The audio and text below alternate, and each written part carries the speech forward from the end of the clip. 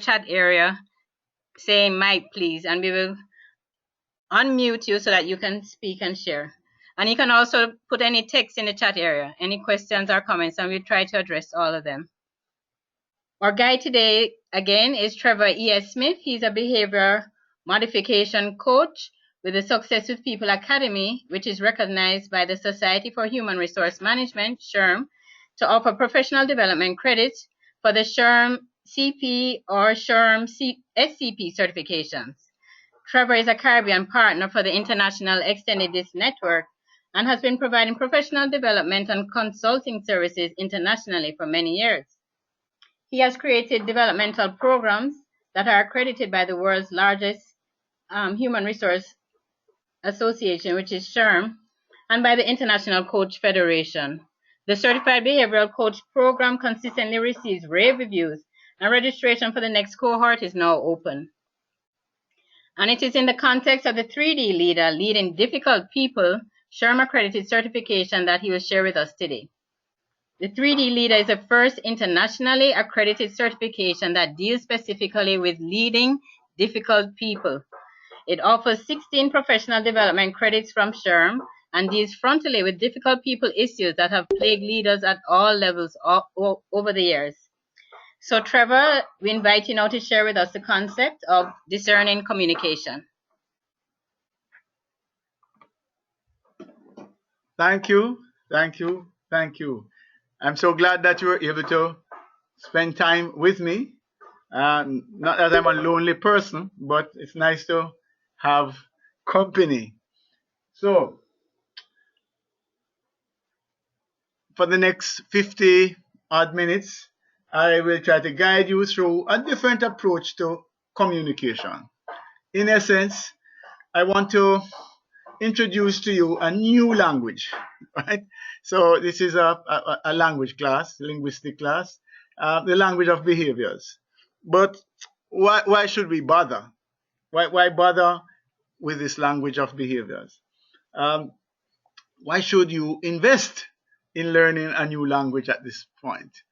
There was a study that was sponsored by the Carnegie Foundation that was conducted by Stanford and Harvard universities. And I'm not going to go into how they define success, but the result was that 85% of success was attributed to interpersonal skills, while only 15% was accredited to technical competencies. So that sort of turns upside down the way that we have been operating. In other words, when we go to school, they teach us reading, writing, arithmetic, as we say, but they don't actually have a formal session where they teach you how to relate one to another. And maybe if we had that in our beloved country, we would have less conflict, less violence, less murders. But let's move this concept a little further. And I think anecdotally, we know that this is right? So I'm going to give you another example. Let's put in our minds two physicians, right? Two physicians working in the country, right? One physician actually has excellent diagnostic skills and has a good record of getting patients better. He's a good doctor. However, his waiting room is empty. Not far away, his colleague essentially has a bottle of, large bottle of aspirin and a large bottle of paracetamol and some other palliatives. But he has unbelievably warm interpersonal skills. And sometimes patients come to him even when they're not ill. They just want to be near him, with him, etc. And his waiting area overflows day by day. So we understand that interpersonal relations many times trump technical competence. And the takeaway from this really is that we know instinctively that, for example, a highly competent accountant with a bad persona is not going to be as successful as his less accomplished counterpart who gets on well with everybody. We know this. So interpersonal skills then can trump technical competence, as we drive towards success. Yeah, I think that this is an important point to understand as we think about discerning communication and why we would want to learn a new language. It is simply that it is the foundation piece in terms of the cornerstone, if you will, of interpersonal relations, and mastering this other language is going to make a huge difference in terms of your success. So, why choose though? Why choose between competence, technical competence, and behavioral skills, in interpersonal skills? You shouldn't. And that's really is the rationale behind discerning communication. Discerning communication really is a system for identifying the best way to relate to others at any point in time. So some people, I mean, you have some sales reps, for example, that are excellent, with customers. But if you ask them what it is that they're doing, they can't replicate it. They can't explain it to you. What we're doing with this learning communication is that we are breaking it out into a framework that we can transfer the skill to others, and we can explain what it is that we are doing. So that's basically what discerning communication is, a system that looks at how to get best results in interacting with others. So our choice in how we behave is very similar to our taste in clothes.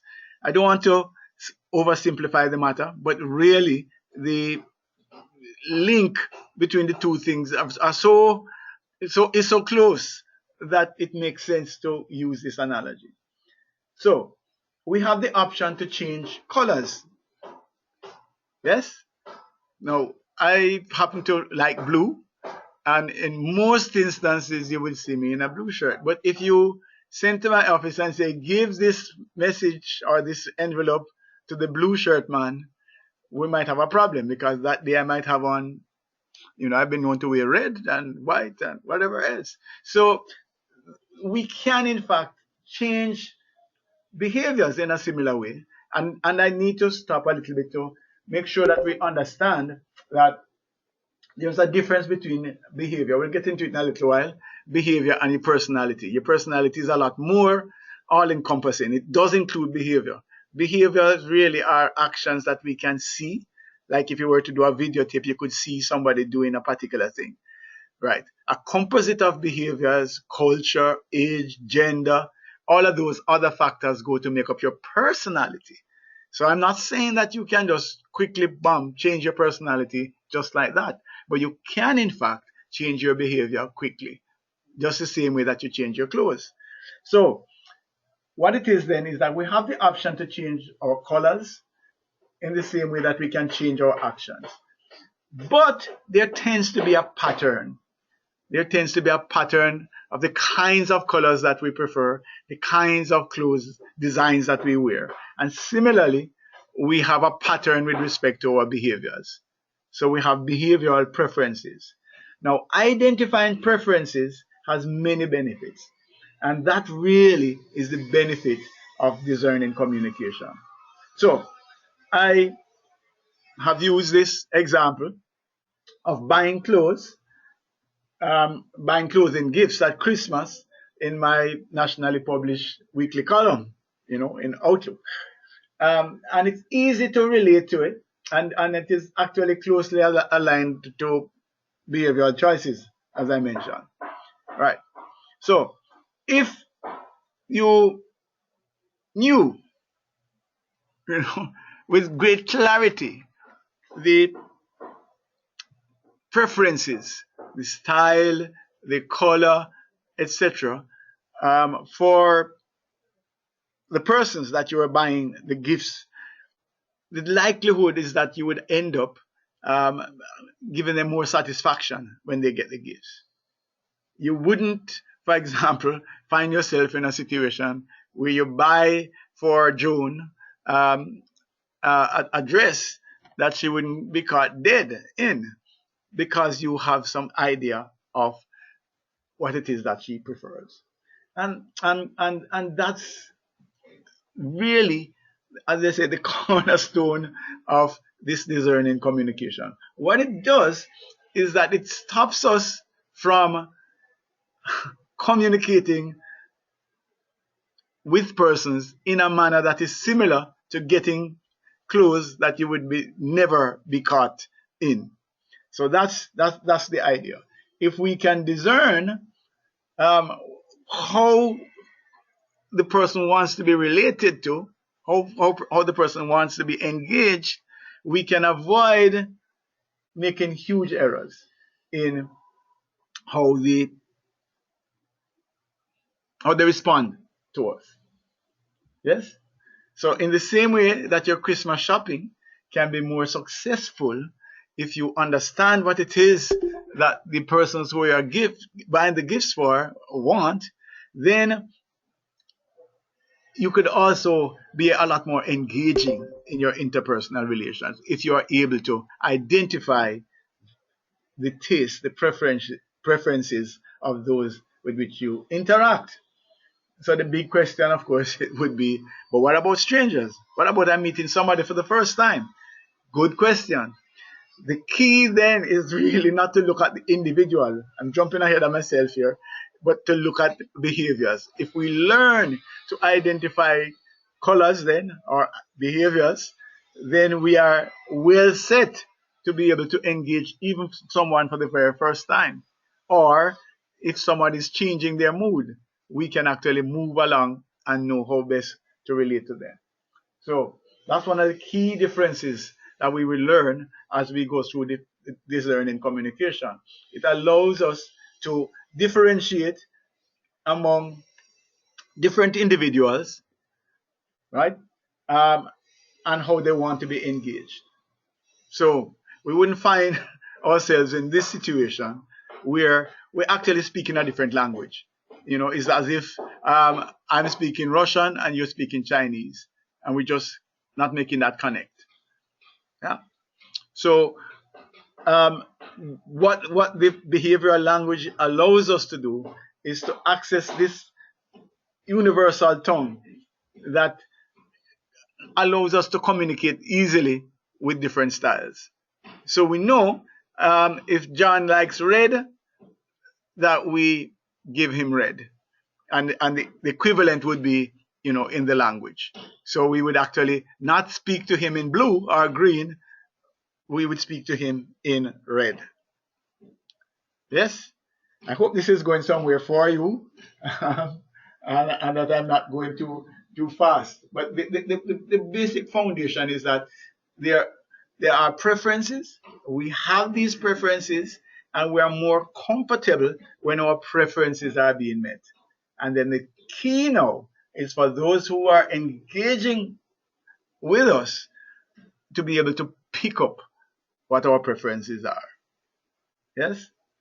So, some people go through life saying, I can read through people, I can whatever it is, and they, keep a track record, almost like a long list of what happened the last time I met this person and so on, and they keep malices, or they keep, it just goes on and on and on. But that's so difficult. I mean, if you happen to know more than 10 persons, you need a computer to track down what happened the last interaction, etc.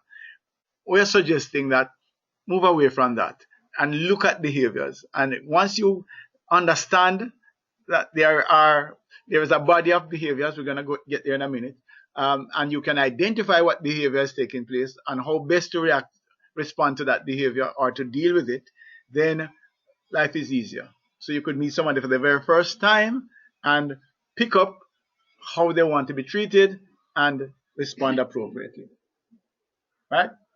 But that's some of the benefits of discerning communication. But alas, many good things in life um, are misused and produce negative results. And I want to speak to some of the misuse that comes from the possibilities that discerning communication opens. there is a, you know, I need to go on a platform a little bit because I'm very distressed about how shockingly incompetent we adults are behaviorally. Little kids, little children have far better interpersonal skills. Yes, there's a birthday party and somebody might stick the other one in the eye, but if there's no parent around, after the crying dies down, they're back together. They just seem to be able to connect.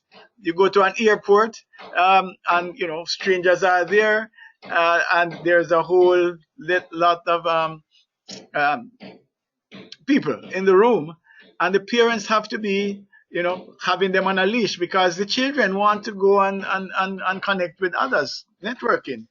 Whereas the adults Yeah, man, make hear sure. some through this. Yeah, but me not Please let mute your them mic, attack. please. Right. So the children, the adults at the same time, But me then not. pull up Me not think of that.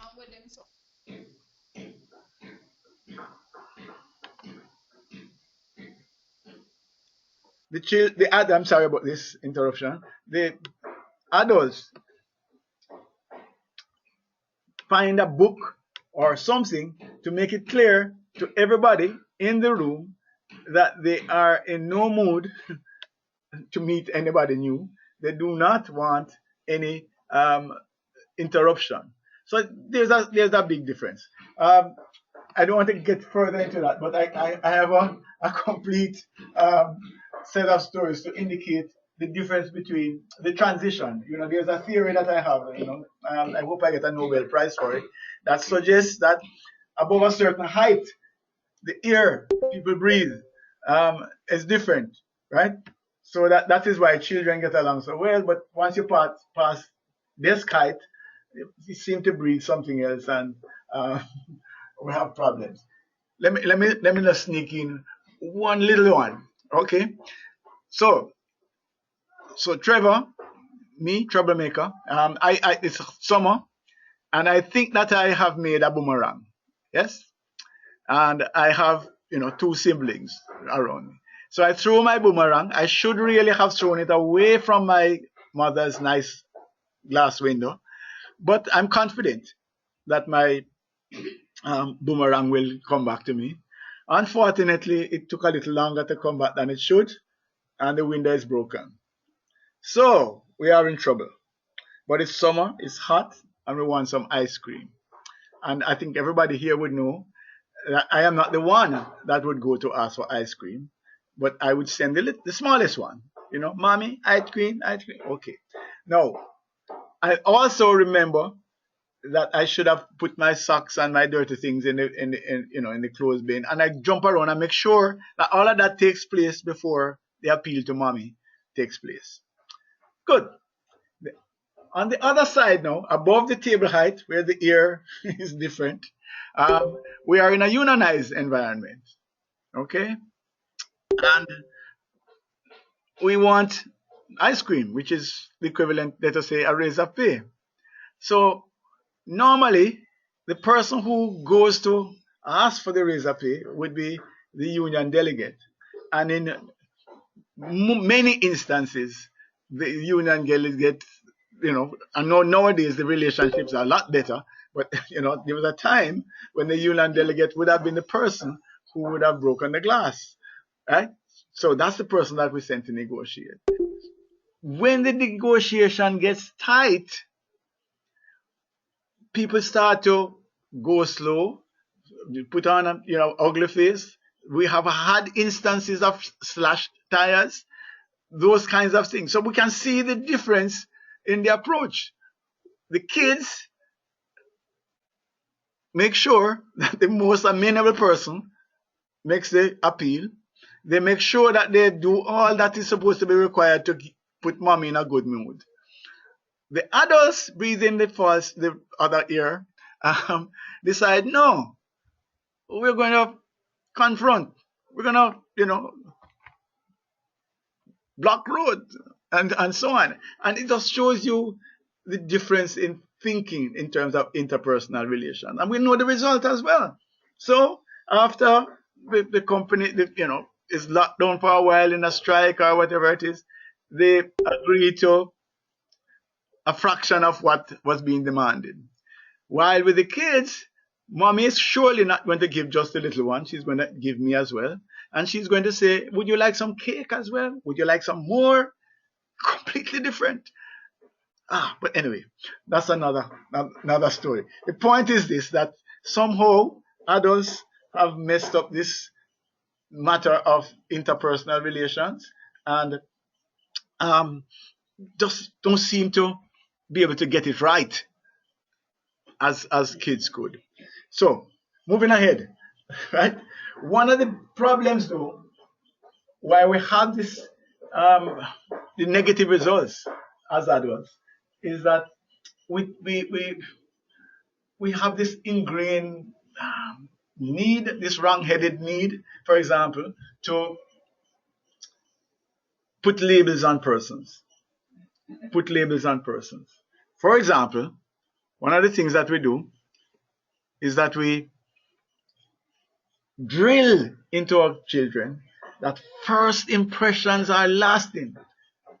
First impressions are lasting. Just think about this for a moment. I mean, these things are so deeply ingrained that we don't even test them. What are the implications of that message? What is the implied message that comes from that? Doesn't it say, take careful notice, my child, when you meet someone, and do not easily forget the impression you get about them, because first impressions are lasting. So it's two-sided. Yes, make sure you make a good impression, but you also take notice that when you meet somebody, those first moments are so critical. Make sure that you do not forget. And that is why we get caught up into this craziness that says, when I first met you, I thought you were so and so. Yes. and many times we actually do not get to that point where we are able to say, hey, I was wrong about this. In many instances, we insist. We actually place the label on the forehead and with crazy glue and say, no, you are like that. You are like that. See, my notes. These are my first impression notes. And it says you're reserved. Why are you trying to, behave as if you're outgoing? That's not you. In reality, I can share. This is a genuinely heartfelt story, where a participant in a team building intervention was almost moved to tears as she explained to me that having joined the team as a trainee, she has never been able to shed that label after many years as a fully competent team member. They still see her as little trainee, whatever, and treat her as if, okay, you're a trainee. It's crazy. Adults have this issue with being able to move forward and to open their minds. First impressions are lasting. But there's this critical need. I think it's laziness, really. It's behavioral laziness. Why we have this need to label, put a handle on persons. It's so much easier to put you in a box, label a box, and just sort of know. So when we come near the box, we can be able to say, okay, fine, that's dominance over there. This one is so and so.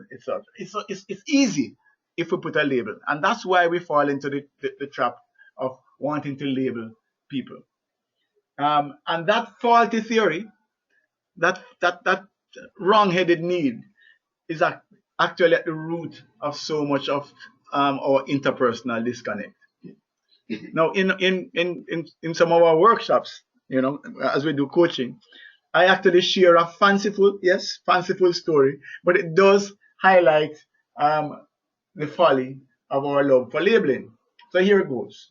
All right. The story goes that I get employed in a small factory outlet, a little room attached to a paint factory. and they sell at special prices there. And I managed to convince them to give me the job. So customers are coming along, asking for different colors. But when I look at the shelves are packed with tins without any labels. And I have to go through this tedious process of opening each can to see what color is inside. And on reflection, I'm saying to myself, I don't understand how this company stay in business for so long if they can't get something as simple as this right. So I buy my own labels, stay late one evening, and open every can, put on my labels. Next day, I am absolutely the personification of efficiency. Customer comes, want a color, boom, I pick it up, give it to them. No problem.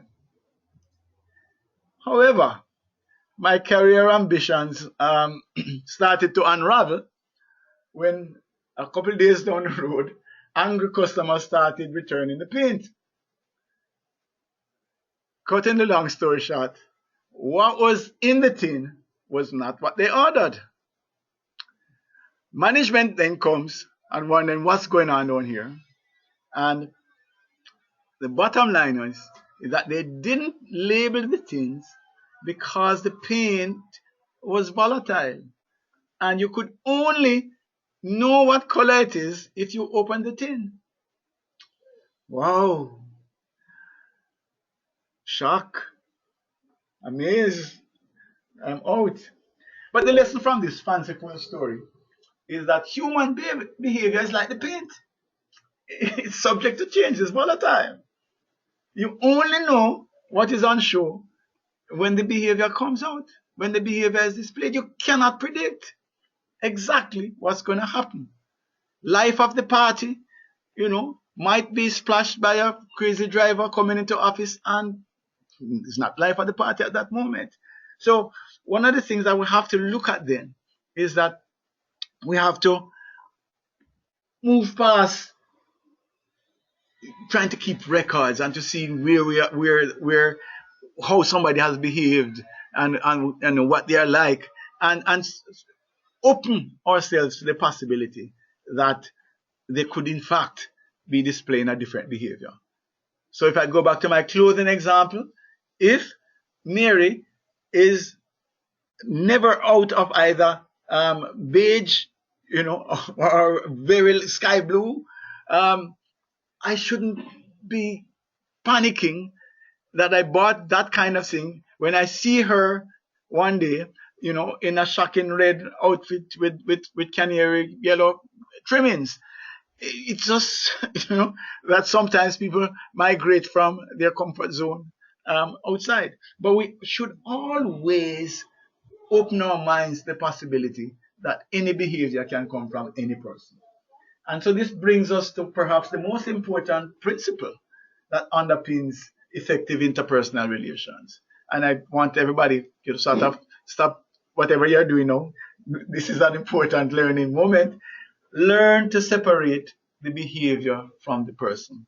Learn to separate the behavior from the person. What do I mean by that? I'm suggesting that we dwell in the present moment. Approach incidents, interactions with a clean sheet. Sounds crazy, yes, because we are saying, so what am I to do? Am I to give up on my experience? Am I to give up on what I've noticed over the period? Don't shoot me yet, please. Let me bring a case into the picture, a case study, and then we can move on mentally. So John comes in late today. Now, you recall that John is habitually late, and you want to address this issue. How do you proceed? Now, do you throw the disciplinary book at John? At this time, I can promise you, when we do this exercise with supervisors, I tend to want to move under the table because I'm not sure that they're not going to throw things at me. Because this suggestion, the approach, right, that I'm suggesting using DISCerning communication, they are saying, they are adamant that it's a waste of time. Why would I want to waste my time to do that? This learning communication approach is simply this. Calmly ask John why he is late today. Today. Why are you late today? Calmly ask, why are you late today? But Trevor, John come late all the time. I don't understand. Why would I waste time? I know why he's late. Okay, all right. Easy. Deep breath, cool. Just ask the question. Why are you late today, John?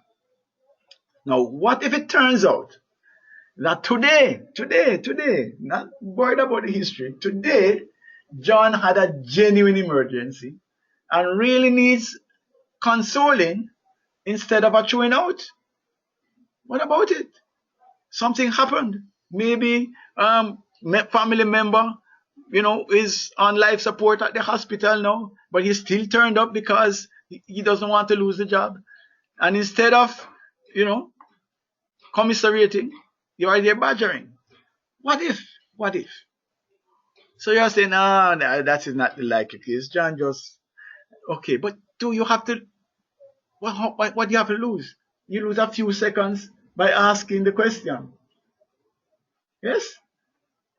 So you say to him, okay, fine. And you find out that he's really just his bad habits playing up again. Well, then you put the disciplinary action in place. But don't jump. Ask. Ask first. And that's part of DISCerning communication. Ask. Ask rather than tell. Don't jump to conclusions. Yeah? So, I'm glad that this is a webinar, so I feel safe. Way nobody can throw anything at me. So let's move on a little bit to get started with a brief introduction to the platform on which DISCerning communication rests. Right? There is a revered framework that is used by millions over the years to classify behaviors, and it's still popular today, because users find it useful in dealing with others. For example, here is one of our certified behavioral coach graduates, deputy governor of the bank. What happens to the school of thought that past behavior is the best predictor, I suppose, I can recite it, of future behavior? Yeah, that's good, wonderful.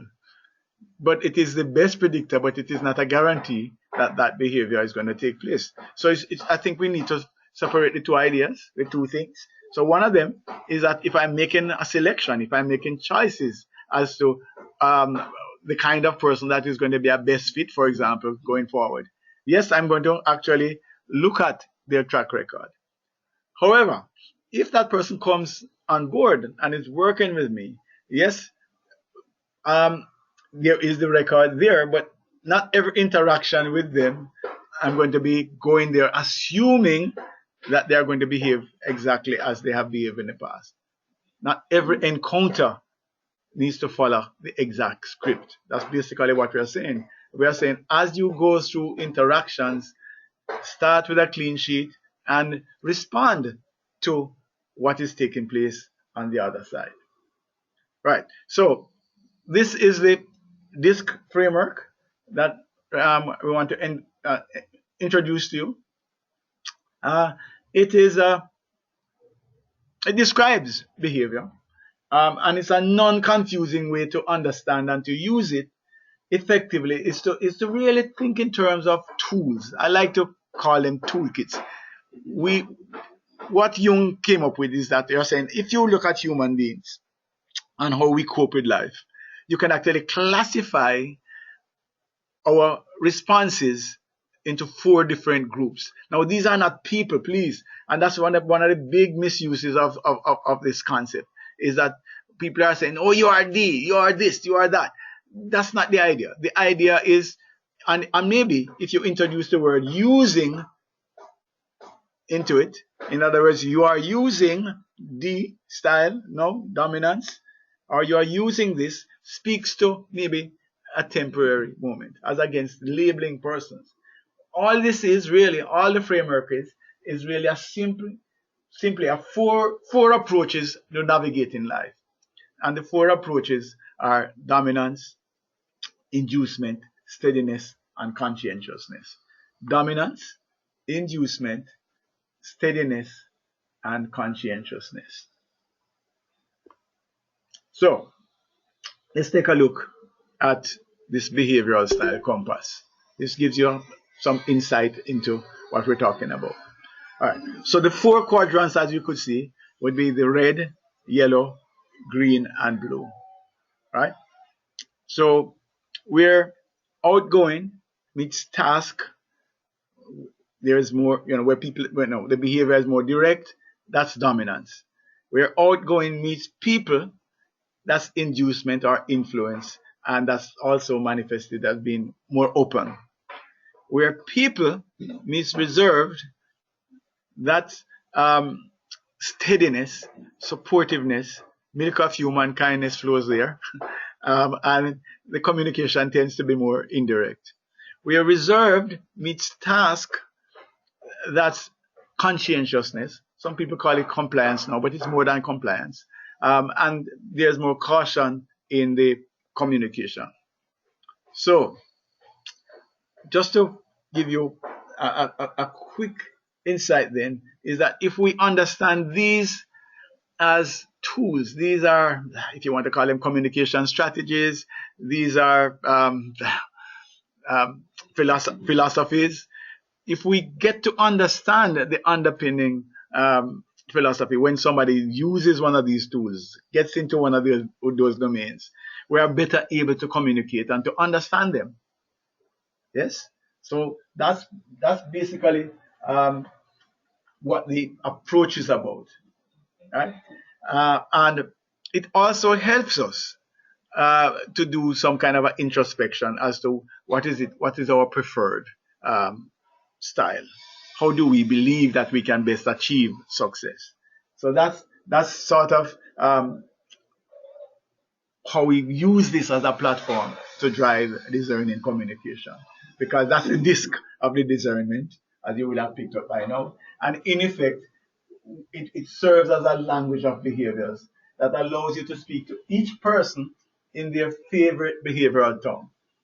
So you can modify your words, your tone. For example, when you say words, I know that if you're relating to somebody who has a preference for the D style, who's using D style at that moment, words like just are no, because just sounds as if you're giving a command, etc. So you tend to avoid, just do this one minute. No, don't go there. Yeah, believe me, little things like that impact the effectiveness of your communication. And as we go through, like for example in our 3D leader course, the certification, we take you into that kind of depth, so you are better able then to know how to communicate, how to get best results.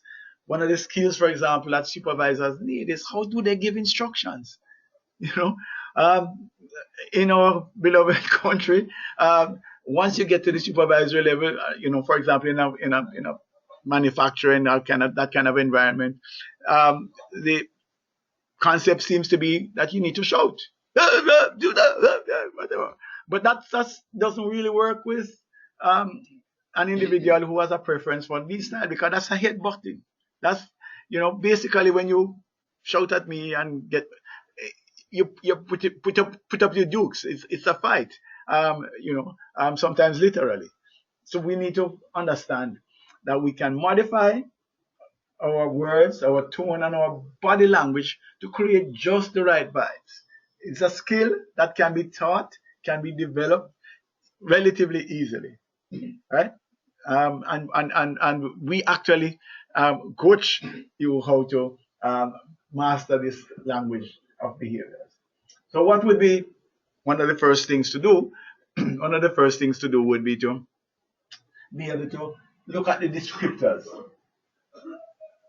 What are the four styles? What is the philosophy behind? If I can just give you a quick preview, a run through. Essentially, the mindset that goes with uh, the D style dominance is that we want to achieve success. We want to make it happen. We want to make it happen. No, I want to be in the, driving the process. I want to be a part of that, um, and I want as much freedom as possible to make it happen the way that I want to make it happen. Yes. So that's the results. Change. Make it happen. Make it happen now. Um, the inducement, influence is really more about life is so beautiful. We just really need to smell the roses a little bit more. We're not slack, and believe me, we don't have the idea that we don't want to achieve results, but there's a way to achieve results with and through people in a fun way. And we don't want to get bogged down, so we want a lot of variety, a lot of creativity, etc. As we move towards the left, to steadiness, supportiveness. The view is that God gives us sun, God gives us rain. We need to be able to accept both of them. So this drive, this constant drive that D has to change and make things happen. Sometimes we just have to just live with things as they are. Yeah, I'm not averse to change, but we can't change everything. And if we want to make change, then let us sit down together and discuss it and decide what we need to do. But sometimes we just need to accept that the rain is going to fall when we want to play cricket. And that's just how life is. Yes? So here again is a lot more team, a lot more that's basically where the three musketeers hang out. One for all for one. That's milk of human kindness. Can we all get along? Yeah. As we move up, and I will even give up my rights just for a peaceful life. Submissiveness. If you're coaching somebody, by the way, in terms of leadership, and they come to you and you do their behavioral analysis and you see them in the S zone, one of the first things you can talk about is be less submissive. Be less submissive. Right. Okay. Moving up, as we get to compliance, conscientiousness. Here, the view of life is almost similar to the D style in sense of task. We need to get things done. We need to make things happen.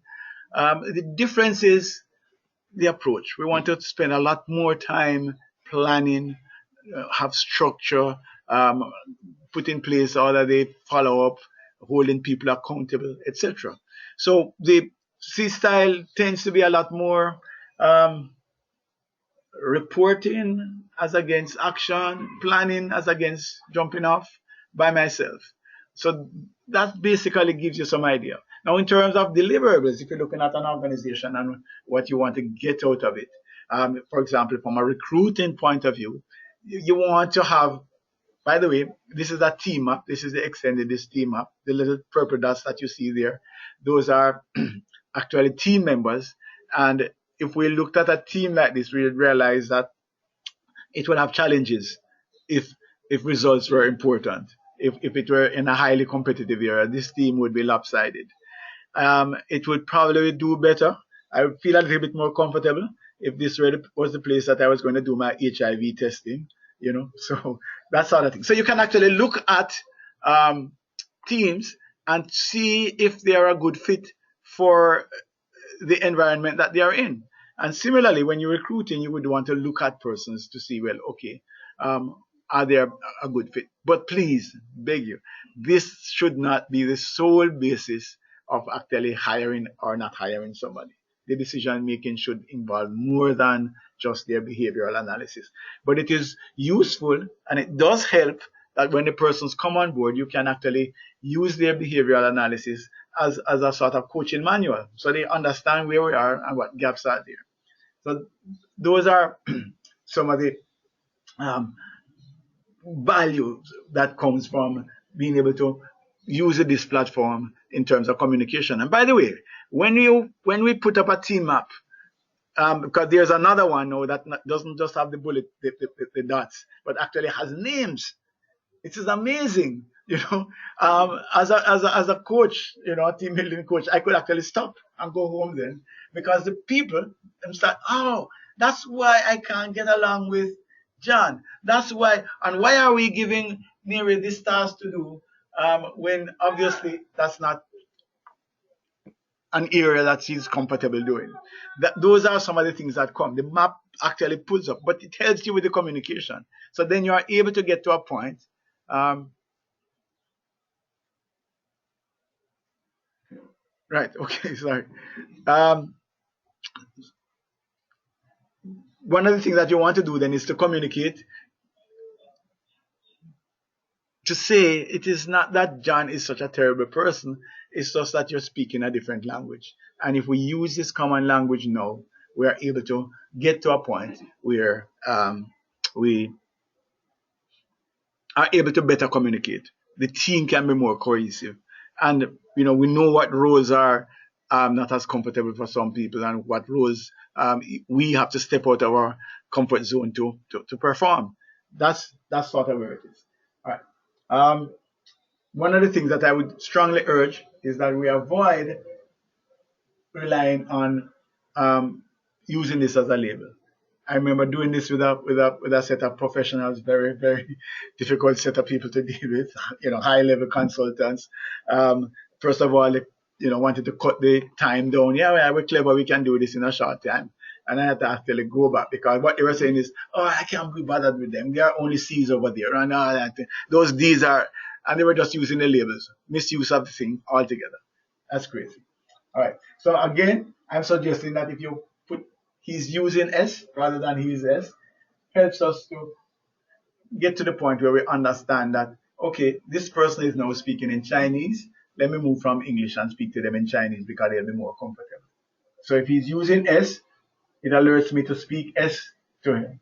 Behave S then, which means that I shouldn't shout, for example. So if I have a preference for using D, if I'm relating to S, I need to know that some of my mannerisms are going to be off-putting. They're going to be saying, "Hey, you're shouting," or "Why are you so aggressive?" You need to soften. You need to slow down. All of those kinds of things. So that helps us to understand discerning communication. Right. Now, I have unfortunately dominated the presentation and have not given you a chance to ask any questions or to make any comments. So I want to open that up now. And while you are doing that, I just want to again put in a little promo to suggest to you that this in the 3D leader, dealing with difficult person program, we actually deal with issues like this, deal with dominant personalities, deal with also difficult people. Let us not um, forget that you have difficult persons who are using the S style and not just D style. Yes. Uh, so silent treatment, for example, is one of the most difficult things that anybody could ever face.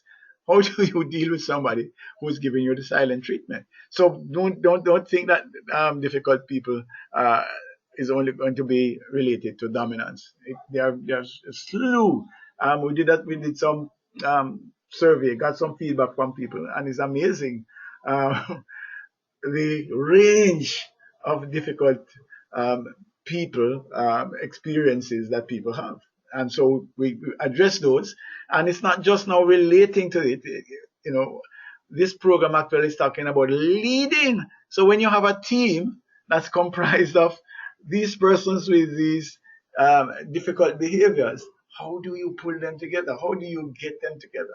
That's basically the challenge. And nobody has gone there yet in terms of a formal international certification. The 3D leader is the first accreditation dealing with difficult people to be certified by SHRM, which is, of course, the world's largest. Hundreds of thousands of professionals um, are members of SHRM. Right? So, any questions, please just type in your chat box. Any issues, questions that you would like to ask?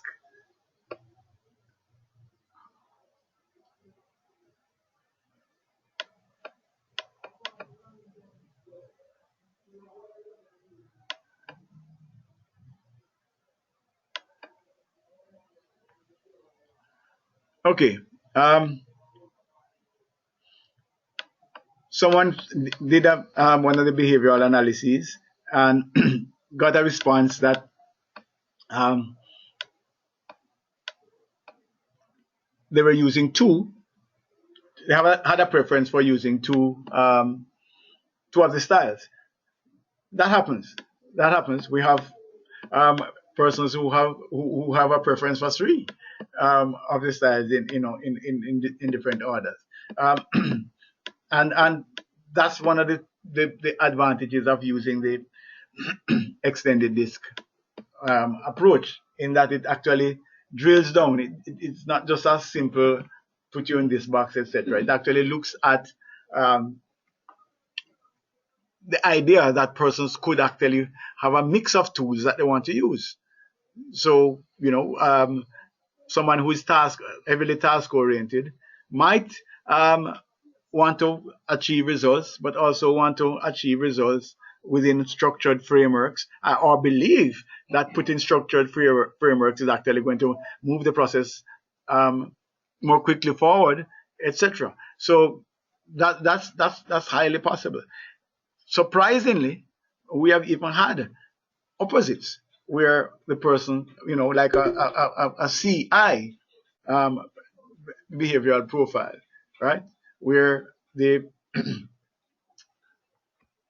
have a preference for using tools that are seemingly opposite, right? So if we look at here, for example, this is where they would fall. Somebody with an IC profile would fall here on the diamond. Yes. Somebody with a DS would fall here. Like this person has a SD profile. So that's basically the depth to which we go. Right? But I answered the past behavior already. The course, the next one actually starts next week, Thursday evening, runs.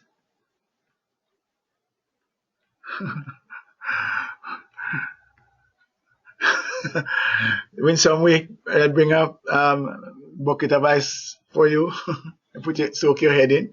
But that's fun. Working with dominant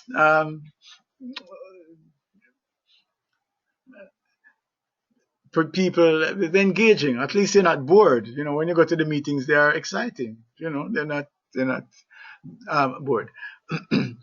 One other thing, the thing about dominant personalities is that we need to get to the depth. Okay. Sorry, the message is I have a small team and everyone seems to be dominant. Meetings are difficult. Any advice? Dominant people that use the D style like to win. So one of the things that you would have to do is to do some homework, basically, which is to identify what constitutes winning for the parties that are involved. Yes, that is it. So we know that person X wants to achieve so that constitutes winning for them, and you go around the group and identify what constitutes winning for them.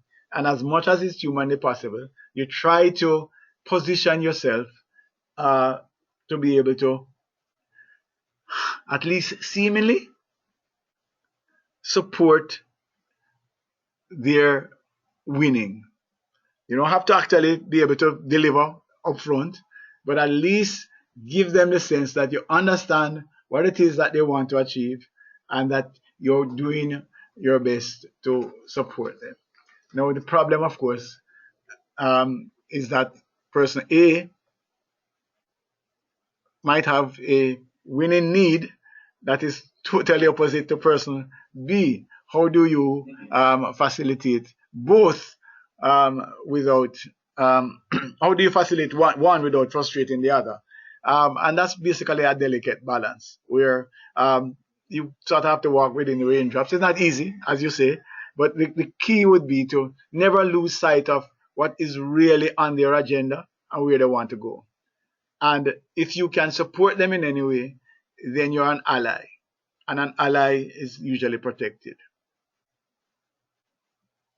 2 senior officers in my team of 10 are both dominant and, and results oriented. However, one is more DC and the other is DI. How do you navigate between both to ensure overall team is not affected by their contrast in different approaches? Okay, hopefully the goals. So we need to look at the D that is common to both of them. Both of them want to get results, right? So we have to focus on outcomes. What is it that we want to achieve? What yeah, fine. Can we buy in? Can we agree that these goals are inviolate? We must achieve these things. All right. So once we have that common ground, then let's start to move out from there as to see what actions are more likely to produce the results and what actions are likely to hinder performance. And your role then is the DI is interesting in the sense that there's likely to be less desire for structure and stricture. This really want to experience, explore, etc. Let me give you a quick anecdote, what we call a fun anecdote. What happens is that mountain climbing. So they're climbing up the mountain. Basically, that's the DI philosophy.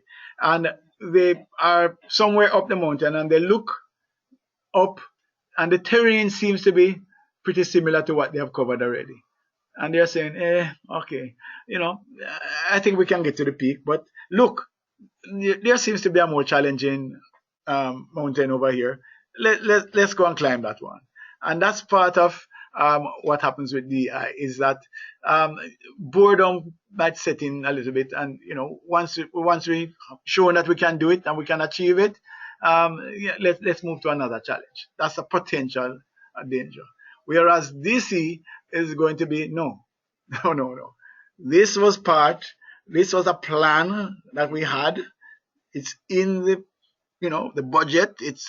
And again they're more rigid about following through, making sure, I hear you, and maybe that's an opportunity over there, but maybe that's 2017. But right now, this is the plan, and so that's the challenge that you're going to have is how do you have those meet? I can't fix it in 5 seconds, but the bottom line then would be to have go back to the goals that we want to achieve and to see how best then we can get them to rally around that. Right? If you now, depending on your style, again, you have to behave in a manner that is supportive to both approaches. Yes, so that you could be the voice of reason. You're not going to take sides. You could discuss the matter in a reasoned way, and get their respect. They were saying, okay, fine, yeah, I hear you, I understand what you're saying, DI, and I understand what you're saying, DC. But listen, maybe there is a third approach. Could we consider doing it this way? So that is what I would suggest. That when the headbutting starts and the daggers get pulled out, that you step in and try to see if you can find a compromise. I hate the word compromise, but a win-win situation where nobody has to lose face, etc. And while I'm suggesting to that, maybe your intervention or your contribution is not made in the meeting, but privately outside. People don't like to lose face. So maybe if you go and talk to DC one away and DI at another time and try to see if you can get them to move from their position, that might work better than in the heat of the moment, because then we don't want to back down then. Any other points? So if you are interested in the 3D leader, which you should be, um, you can just pop us a note and we will send you further information on it. As you're saying, it's that the first thing is a retreat, but we also have corporate programs where we can actually work out packages for corporations, etc. Right? So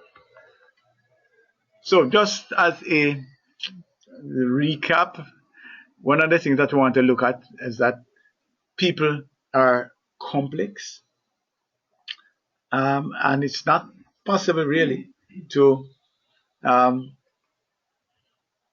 predict with certainty how someone will behave every time. That's important. And you can observe behaviors. It's a different thing from your personality. And there's this platform that's available. It's been tried and proven now close to 100 years. People have been using it, 4-quadrant model. And it gives us this universal language of behaviors. And we have the 4 toolkits that you know: dominance, inducement, steadiness, and conscientiousness. And critically, we have to learn to look at incidents outside of the history of the person. Just have a clean sheet each time and be able to discern what style the person is using. And bear in mind that this makes sense because your interpersonal skills can outweigh your technical competence.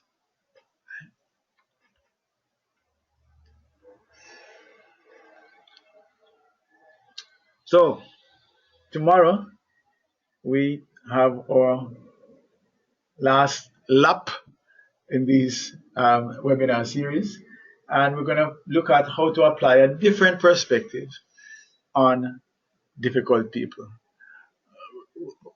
We tend to, successful people tend to look at things differently. We come from a different space, and look at areas, behaviors, thoughts, processes from a different angle.